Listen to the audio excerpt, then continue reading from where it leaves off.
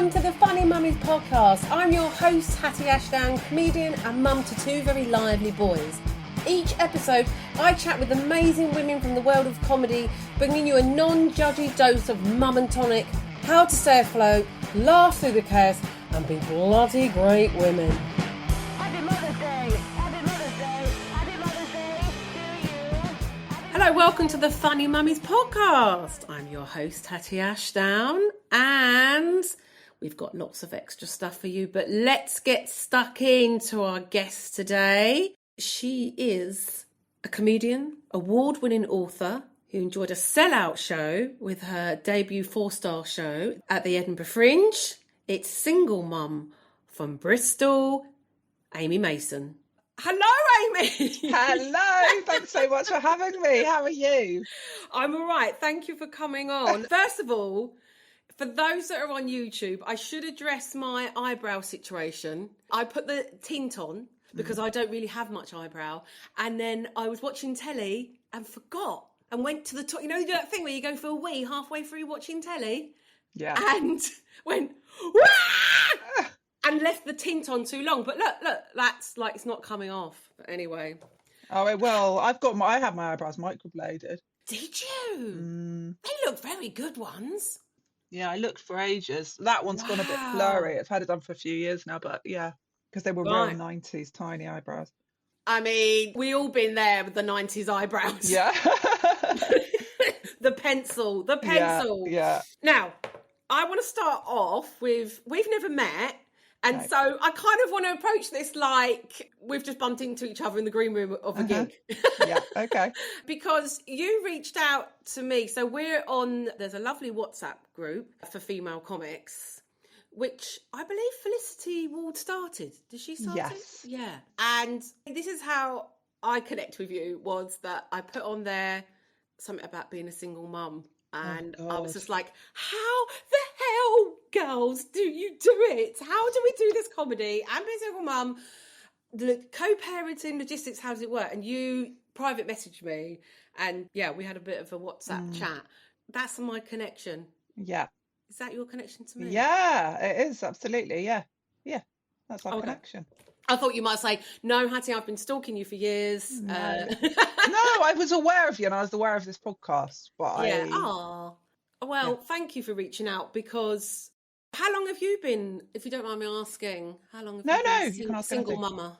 So in lockdown we separated.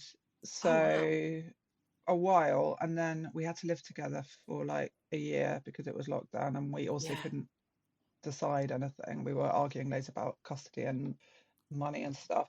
So I think I got this house in 2021. Wow, well done. Yeah, it's a fucking nightmare. Yeah, you're further down the line than me. I'm 1 year in, but you wasn't married, was you? Was you? Yeah, yeah. So have you done the DRVORC? No, we gave up on that because every time we talked about it, it just got so upsettingly angry and, adversarial, is that the word? And so it just got to a point where I like literally couldn't process it. Do you know what I mean? Like I just used to shut down if I tried to read a document. It's all so complicated. So I just started not replying to stuff. And the solicitor was like, you can't not reply to stuff. And I was like, well, I'm just not doing it. And then in the end, my ex sort of gave up and we just decided to not do anything about it. Yeah. That's the trouble. You've got all... Are you married? Yes. Yeah. You've got all the emotions, whether it was amicable or not. I mean... It quickly becomes not amicable when you've got like lawyers and family members in your ear saying, you need this or deserve this or you should, and I think what happens is people worry that the other person's going to go for more or do like a power grab. So then they preemptively do it. And it just becomes this spiral of it's just... Other people. Have you got somebody particularly who's like really good at giving you advice? Because people can be unhelpful and I get it, they care because they go, take it for everything you can and all that sort of thing, but I don't think that's helpful. Well, I think I was very naive about it when we first separated. I was like, we're going to do it without lawyers and we're going to blah, blah, blah.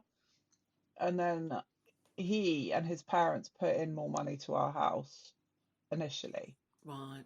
But we had nothing. So it made them very angry. And I understand, but it wasn't really my fault, the separation or whatever. So he also said we were going to do it without lawyers, but he wanted to sell the house. I was quite happy for us to stay living in the house. We had a decently sized big house in a shit area of Bristol, but it was a decent size.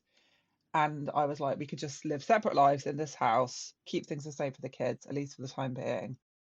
He really didn't want to do that and was pressuring for us to sell the house. So the houses that I was looking at, were really tiny, like 1.5 bedroom kind of thing. It was like one room and a tiny single room, and the girls would have to share, and we would have had no space. Then I found out a mediator actually did me a real solid, rental mediation, and she was like, "I want to talk to you both on your own." And she said to me, "Have you got a lawyer?" And I said no, and she gave me a look and went, "Maybe you want to look at getting a solicitor." And then when I call round solicitors locally, they did that thing where they're like, I don't know if you've seen Marriage Story, where they were like, "Oh, we actually can't represent you and we can't say why." And it was because my ex-husband had called them and inquired, and Oh. it means they're not allowed to. And he actually had got a solicitor without telling me. So that prompted me to get a solicitor. I borrowed some money from my parents, and I discovered that actually I was eligible for a lot more. We had to be equally housed legally. Yeah. So it meant that he couldn't have this really fucking nice house and I could live in like basically a flat with the kids. And so it was it backfired really on him, because his parents were the ones I think he were like, yes, don't tell her. But I mean, I really would have stayed in that house and I would have lived in like an unconventional. I mean, we live in Bristol. We could have had this totally unconventional hippie, like, oh, we just live co-parent and we live in a house. And he was like, no way. So it means that I've got like basically a 2-bed house and a cupboard, but it means that if one of the girls wants to, they share a room, but if they want to, when they're older, one of them live in the cupboard. Sounds good to me. They can. I know that we're in a really lucky situation. I think I do not take for granted at all that we're able to do this. So I'm able to have my own place, And do you, I mean, it's that question you get asked, well, I get asked all the time, oh, is it amicable in terms of childcare? And I think when we spoke on WhatsApp, because my thing then was, how does it work with childcare? Because our lives are really erratic, everybody else can go, you have the kids every Wednesday, you have the kids every other weekend, whatever. But because our work isn't like that, and now it's like we've put another hard thing on ourselves.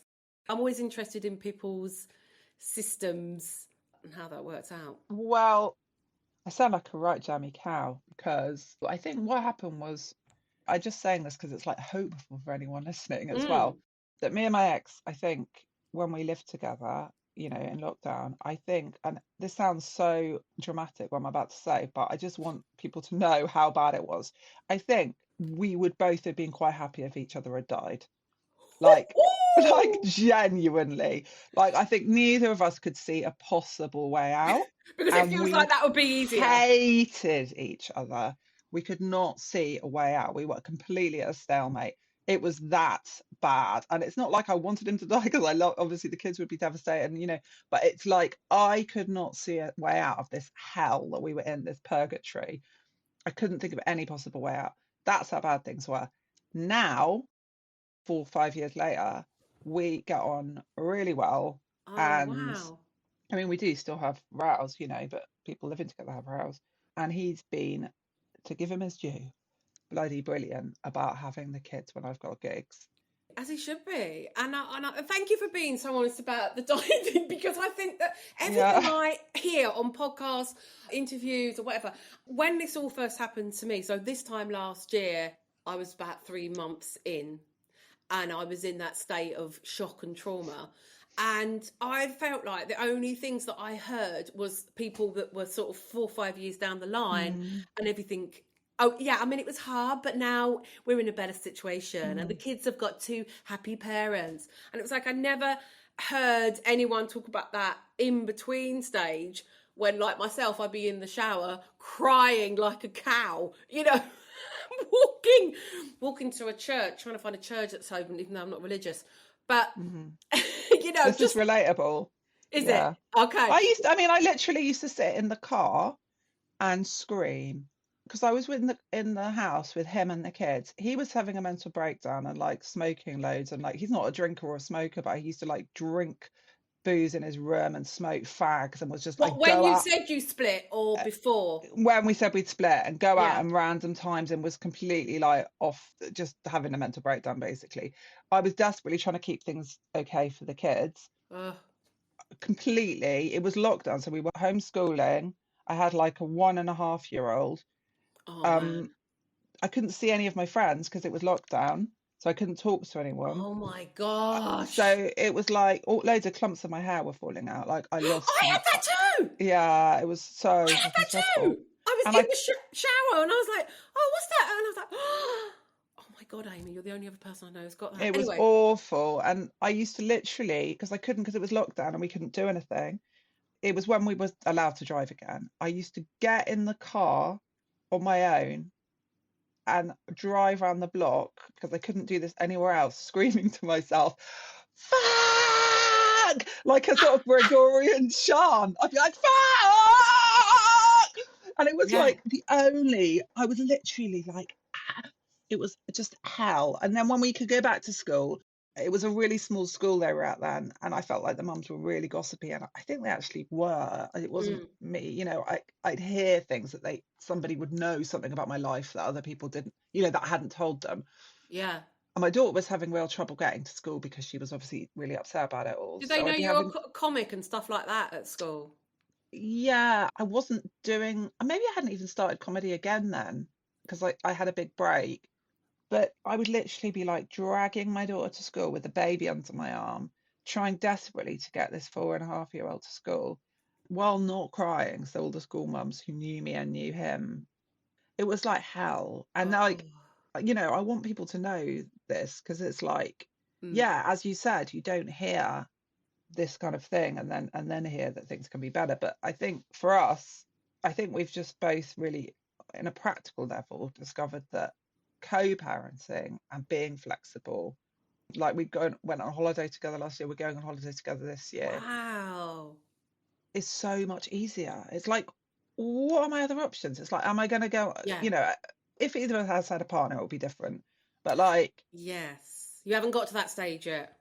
no, not No. like, I mean, I'd quite happily be single for the rest of my life, to be honest. But like, Oh, I want to get into that in a minute. Go on. Carry on. I know. I mean, I'd be very happy to go on holiday with a partner if you had one. But like, I think both of us just realised that like parenting together is much more practical and easy. What else am I going to do? Go on holiday on my own or with the kids and my parents, which would be really stressful in a different way. And actually, yeah. So How old are your kids now? 5, nearly 6, and 8.5.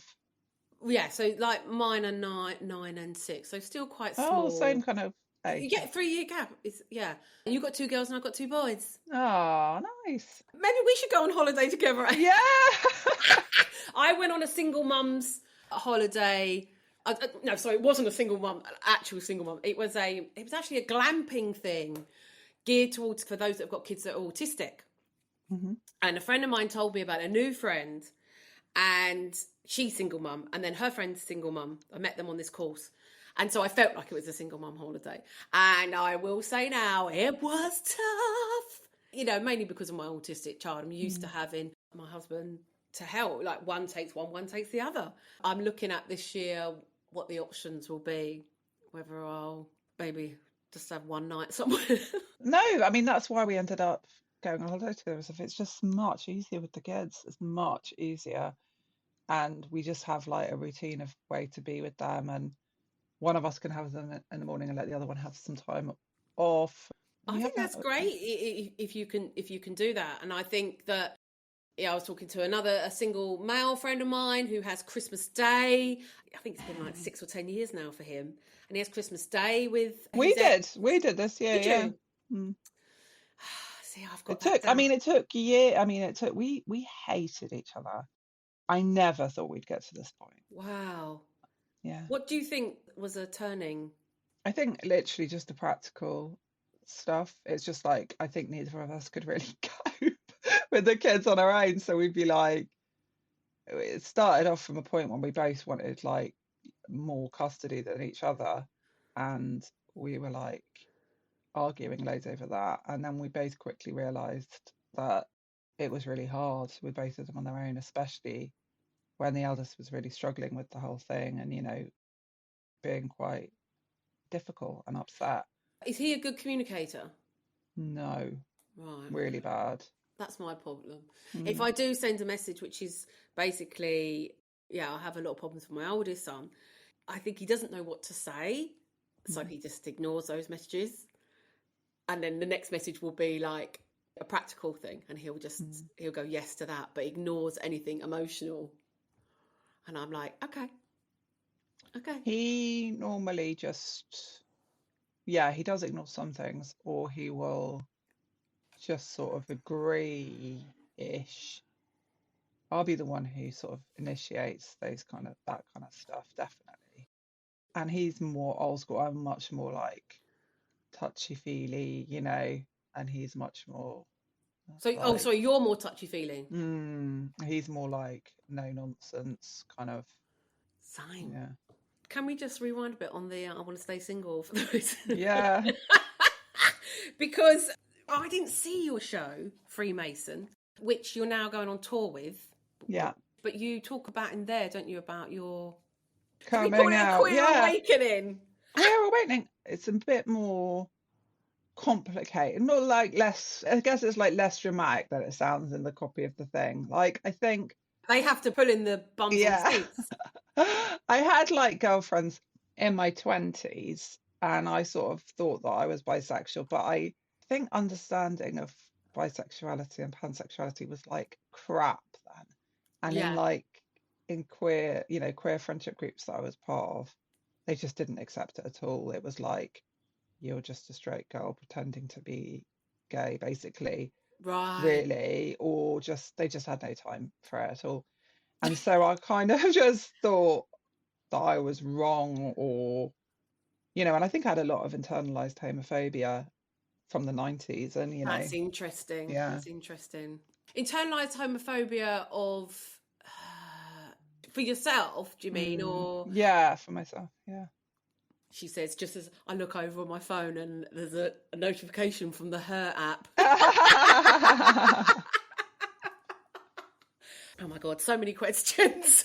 Yeah, so I kind of was with him in lockdown and I realised, like, actually, I guess I'm saying, was it your feelings that you want to be with women that drove the split, or was it just you just didn't want to be with? No, I think initially it was like, I can't stand living with him. We were in lockdown and he was so grumpy and so difficult and so unhelpful. It was like, it felt like the end of the world, didn't it, for a while, like really. And it was like, when the chips are down, that's when you see what people are really like. He was just crap. And I was, you know, having to jolly the kids along, do all the homeschooling. And he was just furious, really grumpy, trying to do his PhD, really annoyed that there was noise and stuff in the house. And I was like, I cannot part with this and I cannot live with this man. And then we had a bit of therapy online. Okay. And it was like all like trying to get us to a place where we could be together and, you know. And I realised I just didn't want to. I didn't want to do it. I just didn't want to do it. I think therapy does that sometimes. It just softens the blow of parting.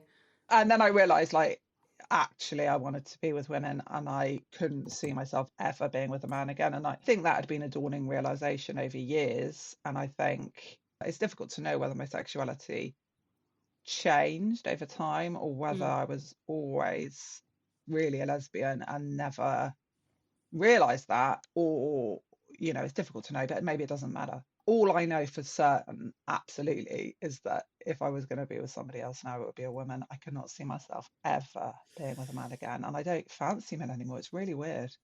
This is a new section called Mum Watch, and I'm a bit of a telly addict, but also I just thought, like, you know, a lot of the time mums and dads, any parents, I believe in love TV, but you don't want to spend ages and ages flicking through what to watch. So my sister often voice notes me, oh, you got to watch this, Hattie, you got to watch this, blah, blah, blah, blah. And we do it back and forth to each other.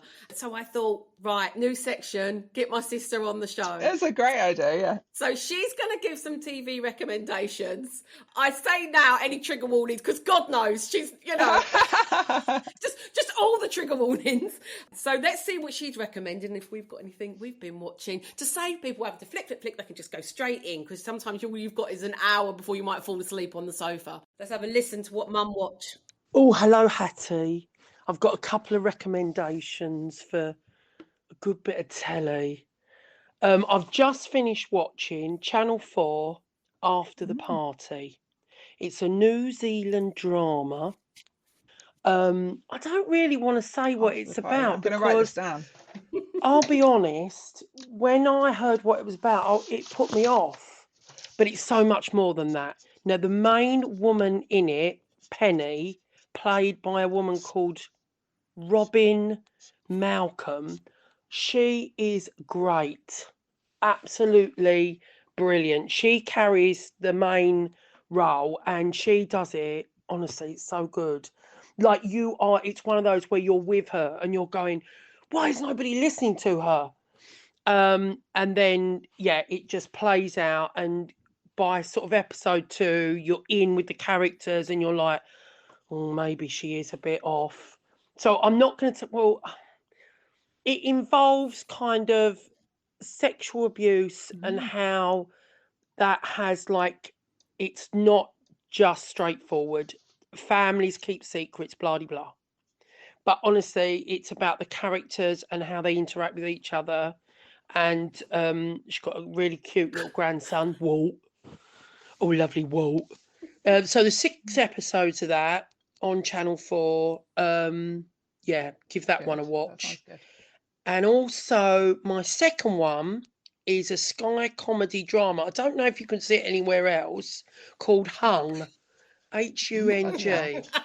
And this is another one where I don't want to say what it's about, because it might put some people off. But although actually it might bring some people to it. So it's about a male prostitute, Ray. Oh, Ray. No, he is a bit lovely. And it's really good, because it's like he's really good looking, you know, and he's got the 6-pack and all the rest of it. He's an older guy, he's got grown-up kids, split from his wife, and she's married again to this rich guy, and poor Ray is down on his uppers. He's a basketball coach in a high school, and he needs more money because his little home burns down. So it's the character that he meets. I can't remember her name now. Oh, bloody hell. Oh, anyway.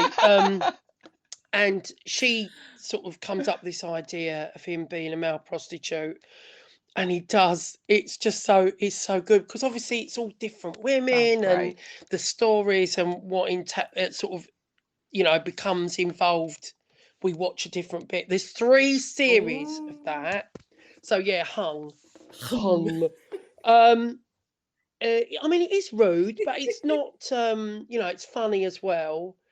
I mean, there's like the pregnant woman who employs him. Like, that's quite interesting, because she wants to do it. And then there's other people that want him to meet them, women, and yeah, he hasn't had any men yet. And they want him to kind of like play out scenarios, like out in public. And then, you know, so that's quite entertaining.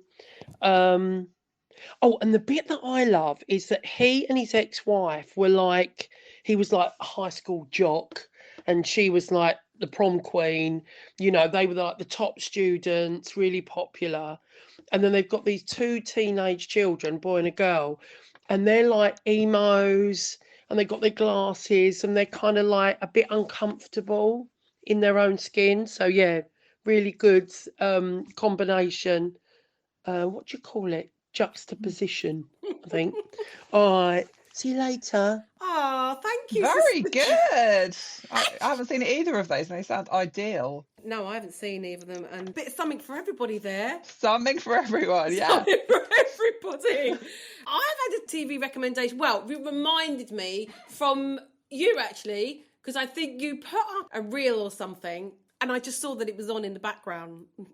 And I was like, oh, yeah, I need to watch that. Tig Notaro's. Oh, yeah. And I just binge watched it. And it's so good, but also upsetting because you're like, I want more. I know. But have you seen her new special? I think is on maybe Netflix. Look up her new special, her new stand-up special.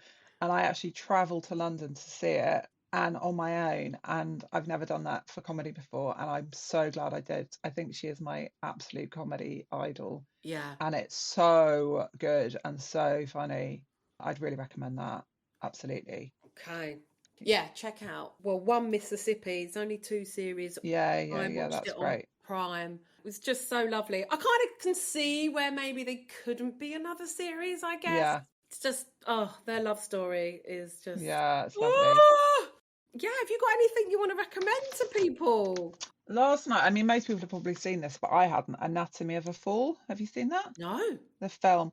I watched it last night and it is, I don't know, I think it's on, I watched it on Amazon Prime. It's free on Amazon Prime. And I would really recommend that. It's Sandra Hüller. I don't know how to say her surname, Huller, but anyway, it's German. She is incredible. She's the lead and she's in that and she's in Zone of Interest, which I also watched last night, which is about... you were on a binge last night. Well, because I watched this with her, Anatomy of a Fall, and I was like, she is the best actress. She is one of the best actresses I've ever seen in my life. Right. Like, she's incredible. Then I Googled her and I found out that she was like 46, 47 and got these 2 films out in 2023 that both were like Oscar nominated. Wow. And I was like, how inspiring for women in their 40s. Yeah. And then because before that, I mean, she had done really well, but in films that had not necessarily reached the UK and the US. And they're both fucking fantastic. Obviously, Zone of Interest is a traumatic subject. It wasn't upsetting in the way like Schindler's List is upsetting, for example. You don't really see very much at all of what's actually happening. Okay. Like, it's much more just uncomfortable and disconcerting. But it's a fantastic piece of work. It's beautifully filmed. But Anatomy of a Fall, if you want something slightly lighter, is like a thriller. And it's still like intense and stuff because it's about very early on, you find out her husband dies. But it is like family. The child actor is fantastic in it. Would really recommend that always helps. If you want something with like a women. And also there's queerness. She's bisexual in it. Oh, is she? Okay. Yeah. And also she's a woman of 45, 46, the actor. Yeah. And as far as I can tell from looking at her, she doesn't look like she's had any cosmetic surgery. Oh, and amen to that. So mad to see a woman of that age on TV. And you're know. like, you've got a real face. Yeah. You like look like a woman of that age, and you have got an interesting, unusual face, and it's quite inspiring, to be honest. No judgment on people who do anything, but no, it makes the change. Yeah, it's a difficult one, isn't it? It's a difficult one because I get it. You know, we want to look fresh and we want to look good, but you want to see things moving. And it's, you know, this last year has been my quietest year ever for auditions. And I hope it's because I don't fit in any bracket. It's like too old looking to be in 30s, but not quite old enough to look like in the 50s, maybe. I don't know. I think I very much fit in a bracket of, I've lost 3 stone recently, but I mean, actually I haven't updated my pictures in the spotlight. I still get auditions. I didn't train as an actor, and I think doing self-tapes and stuff I find quite bewildering and confusing, difficult. My auditions are always for like the most ordinary woman you've ever seen in your life. That's the description. Yeah. Or like country bumpkin, because I've got quite a prominent double chin and I'm quite like frizzy hair and stuff. Do you watch Married at First Sight? I haven't watched recently, but I did watch it in the past. It makes me think of, there was an awful guy on there. He didn't really know what he was looking for, but he said, I wanted the type of woman that could be stood by an Argar. Oh my God. I think Push him in the fucking Arga, mate. Oh, and he ended up being an awful. He was just such a bore. He was. You must have seen the clips because it was all that like he was so boring and like a sack of potatoes, but had the audacity to be like saying that she was a little bit. She's a bit bigger than what I would normally go for. Oh my God. But I do. Talking of this, you mentioned your chin, and I have seriously considered having my chin done because I lost 3 stone and. I think just my neck and my chin. This is the trouble with when you lose weight, isn't it? I mean, I'm really seriously considering it if I could. It's one thing I just can't. I would love. And also, I've never had a good jawline, even when I was skinny and young. I just think just for a bit to have a jaw would be such a treat. Yeah, but it's all, if you lift it all up, it's got to go somewhere. That's what I think. Yeah. Hello, you're listening to the Funny Mummy podcast. Can I have a snack now? So you're out on tour. So tell us about your show Freemason, because I never got to see it in Edinburgh. Which, can we just take a moment to talk about the review? Oh my God. The first review I got in Edinburgh, bearing in mind, obviously, it's a big difficult This was thing your for debut. This was your debut my show. debut show, and it's like obviously you spend like 10 grand going, hopefully you recoup it, but you don't necessarily. I'd had to put in place all this stuff with childcare. My parents had to come and look after the kids for a bit. My ex came and looked after the kids for a bit. Loads of people have put in loads of effort. It took me a whole year to get. So they just so people understand it, because this is the questions we get asked. Did they come up at all, or was you there? So you were there the whole month? Did the whole month, yeah. And did they come up? And you perform, because a lot of people probably won't know, you perform every day pretty much for a month, apart from you have one day off, and very expensive, the accommodation, everything there. So I found a place just outside of the city, which was slightly cheaper. And then for the middle 10 days, my parents brought my kids up. Nice. To start with, for 5 days, and we all stayed together in this place. At the beginning, I stayed in like the uni accommodation, just in a single room. Yeah. Then I moved in to there with them for 10 days. They stayed for 5 days, and then my ex came up and stayed for like the last 4 days. They left. He stayed up for the last 4 days and took them home again. And yeah, it worked okay. But anyway, it was all a massive financial outlay, a massive load of organisation. The first review I got said, basically, one of the first things she said was that Amy Mason is plain and mumsy. That was it, mumsy. I remember. Plain, which I googled it just to make sure, and it does mean unattractive. And there is no, it just means like unattractive and nothing to you. And did we find out this was a woman who wrote? Yeah, it's a woman. And mumsy. I was just devastated. It was like, basically the review was like, despite initially looking plain and mumsy, Amy has a personality, we discover, was basically the review. And it's like, I'd lost weight, I tried to look nice, I had a nice dress on. Like, this was not what I was going for on stage. So yeah, but also that's not the point, as you know. No, it's not, but it made it even more upsetting, I think. Of course.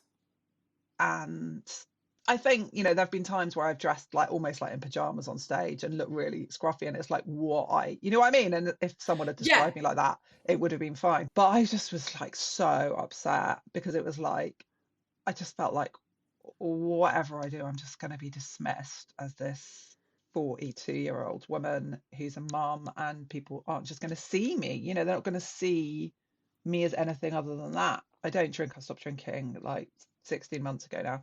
Oh, did you? And yeah, and so I was like, what can I do to make myself feel better?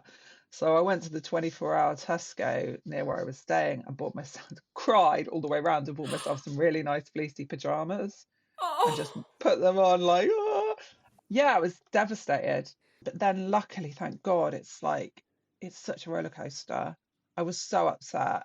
I went out with my friend Katie. I went and got her, Katie Norris, in the car, and we drove to the beach. And then as we were just parked up, I got a notification that I got a 4-star really nice review in the Skinny from a woman who really got it and got me, and it was a beautiful review. And then I got 4 stars in The Scotsman, which was a big one, and I cried. The thing is, it's so precarious. It's like, you know, and it actually doesn't matter much about the quality. You know, people can get a lot from shows that critically don't.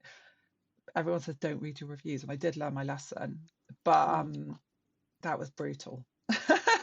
Obviously, really doesn't matter whether they write your mumsy, you know, you're doing comedy, and the point is they just wouldn't do that to a guy. Have you ever heard a man called Dadsy? Ever? You know?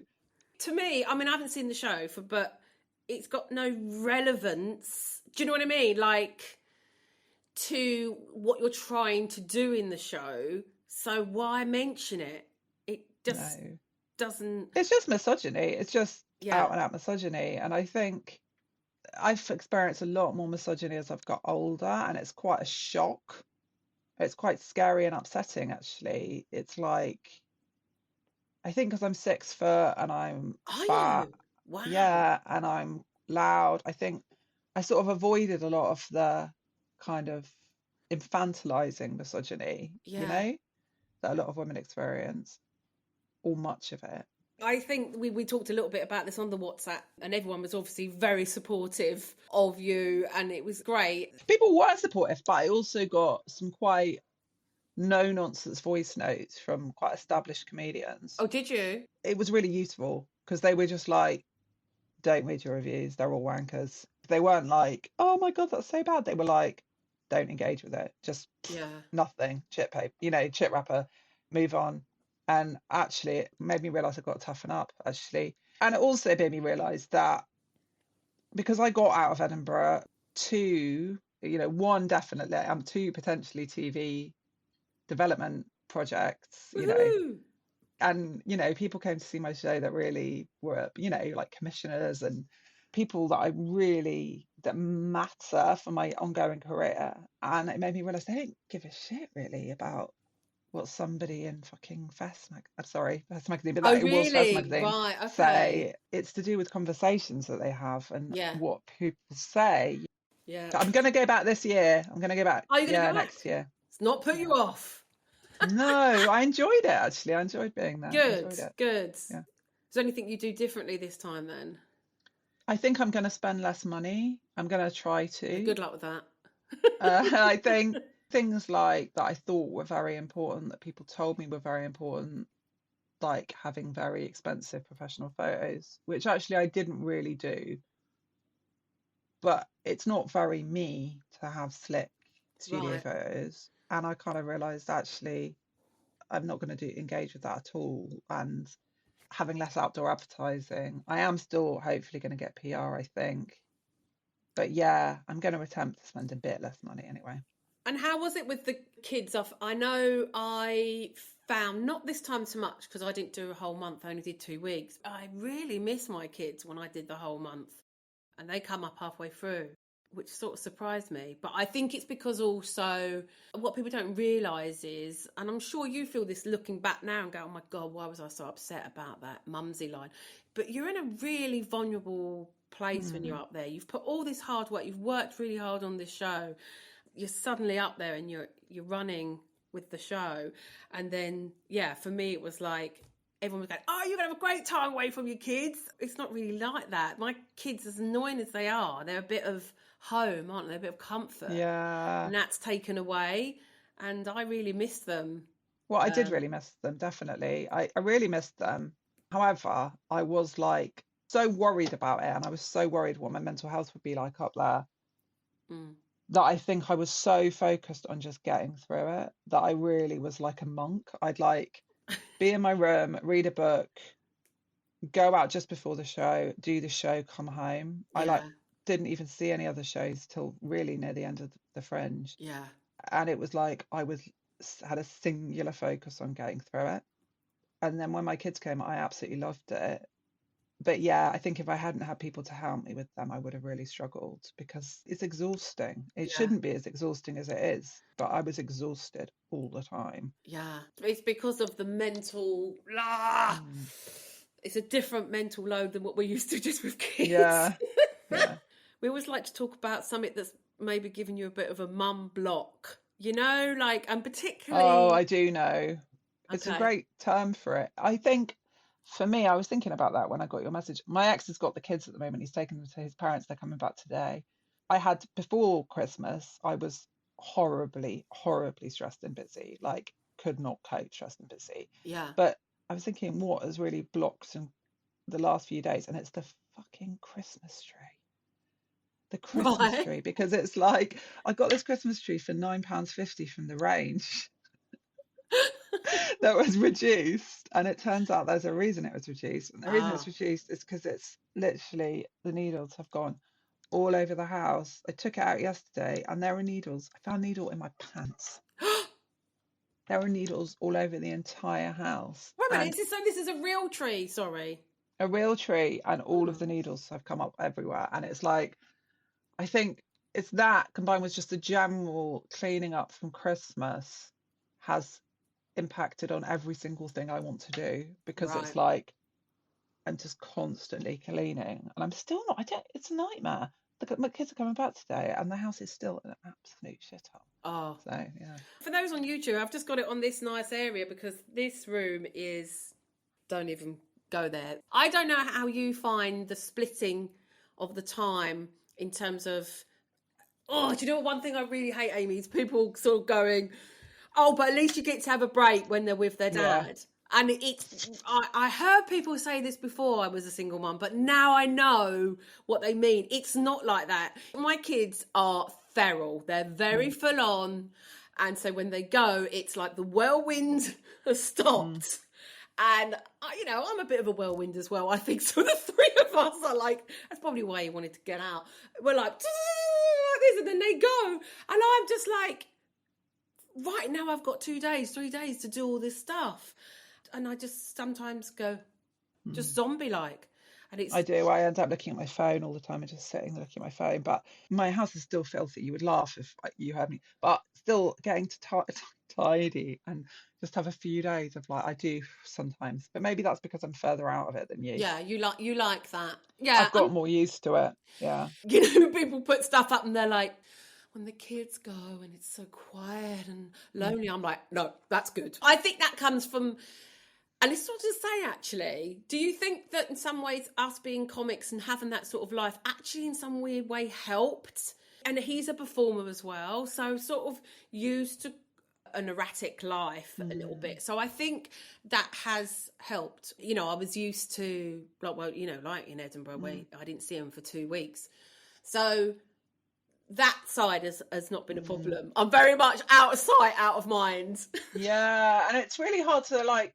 I found it quite difficult to maintain some friendships with people who are still, Oh, really? together, because I think, they just talk about things like, oh, they're done. I've got to go away for the night for work, and it's like, oh, I can't cope, and and I was like, I've got to be away from my kids for days at a time, and it's like we're in a different place. And it's like, I never thought I'd be, some people listening will probably think, how can you do that? How can you be so heartless? And it's like, you could too. You would have to. Yeah. It's like people always say, like, I don't know how you do it. And I found that really irritating. It's Oh, like, yeah. you would have to do it too. There are a lot of things in life that you think you can't do, and you have to do it. And so I was devastated by the prospect of being away from my kids for half the time, which is, I couldn't contemplate it. But you can get used to anything. And I think it's harder for the kids than it is for me or him. And I think I'm more aware of that than he is. And I Right. think Yes, I same. feel bad about that still. But for Is that me, something he doesn't want to engage in? Because that's been a recent topic where I've been like, they're being a he's bit naughty with me, but yeah, not with him. And yeah, I say to him, I think they're saving it all up for me, yeah, which is what I've read or whatever. And my therapist says is quite common. And of course, he doesn't want to engage in that because he's quite a practical person, doesn't talk about feelings. And I'm not trying to get at him. I'm just saying we need to talk about this. Do you think it's a bit of that? I don't know. I think I just talk to them way more. I think it's difficult. I mean, I left school at 16 because I was a basket case, and I have always struggled with organisation and mental health stuff. And I've had a load of therapy. So to me, like, nothing is more important than your mental well-being. Yeah, I'd be much more likely to go like, okay, you're having a total meltdown. We're just going to go into school an hour late, because that is what I would do to an adult. If an adult was crying, screaming the place down and crying and hyperventilating and saying they couldn't cope, I wouldn't be like, you have to get to school right now, you know, go to work right now. You know, I wouldn't be like, That's such good parenting. That's such a good point. I'll deal with the school. I'm not doing this to you. Like, it's all fucking Victorian times. The school would, you know, are not a fan of that kind of approach at all, because things not set up like that. He would be much likely to just be like, come on, put your shoes on, we're going, march them out the house, even if they really didn't want to. Right. And he's probably right. I mean, I don't know. Well, also, I think being stronger physically, not that he will literally lift my youngest up and put her in the car if she's having a breakdown, you know. Yeah. He'll pick her up, and I can't do that. Yeah. So yeah, I think they can sense my weakness. On that note, we're going to wrap up. So And can I just say, please come and see me on tour. I'm on tour from the end of January to the middle of February. All the dates are on my website and stuff, but I'm going to a lot of places in the country. Are you coming to London? At the moment, I haven't got a London date booked in, but yes, we'll be adding one. But at the moment, I'm like Brighton, Nottingham, Norwich, Bath, Bristol, Corsham, Chorley, Salford. Well, if you do a London date, I'll come to that. If not, I'll pop down to Brighton. I'm actually doing a London date of my new work in progress on the 13th of March at the Pleasance. This is how it all has to start. Is there any women? We would like to big up other funny mummies. It can be anyone. It can be just. It doesn't have to be a comedian. Well, I'd like to big up a step mummy, or a person who lives with her partner's kids. Is Harriet Dyer. Oh, does she? I love. I think they might have moved out now. I think, you know, has taken on that role and has made a really beautiful show called Mother a couple of years ago. Ooh, I'll have to get her on. And she is hilarious. I think she's very inspiring because she's sort of my age. You know, she didn't do any of the bullshit, basically. She didn't get PR. She didn't, you know, for years, she didn't do any of that. She just went and made shows, some of which were insane, and just kept plugging away, you know. But she is so naturally funny. When people talk about funny bones, I mean, she is it. But like, you know, I think it's just incredible. She just got on Live at the Apollo. And very interestingly, she got picked for Live at the Apollo. The Scout came to a show that she got 1 star for in a publication. Just goes to bloody show, doesn't it? Yeah, just goes to show. Yeah, she's got on that. She won the Sean Locke bursary this year, and I think she's really heading for big things, which is quite exciting. But I think she's really interesting, and she talks a lot really interestingly about different kinds of mothering, and, you know, her relationship with her own mum died, so she's really interesting about that as well. Wow. Oh, and also Layla Navabi and Priya Hall, who are a couple. They're both comedians. They're young Welsh comedians. They're a lesbian couple, and they've just had a baby before Christmas. So they're really funny about it. They're both making work about the whole process to have the baby, and they're really, really good and really funny and interesting. Oh, I have to look them up. Definitely. Yeah. Thank you, Amy, for coming on and being so honest. Thank you. Thank you. I've been Hatty Ashdown, and thank you to my producer, Natalie King. Don't forget to join the gang over on Patreon. Just search for Funny Mummies Podcast with Hatty Ashdown. For the price of a coffee, you can support this podcast. You'll get to hear it first, you'll get a full version, and loads of other perks. Come join the Funny Mummies community. Happy Mother's Day.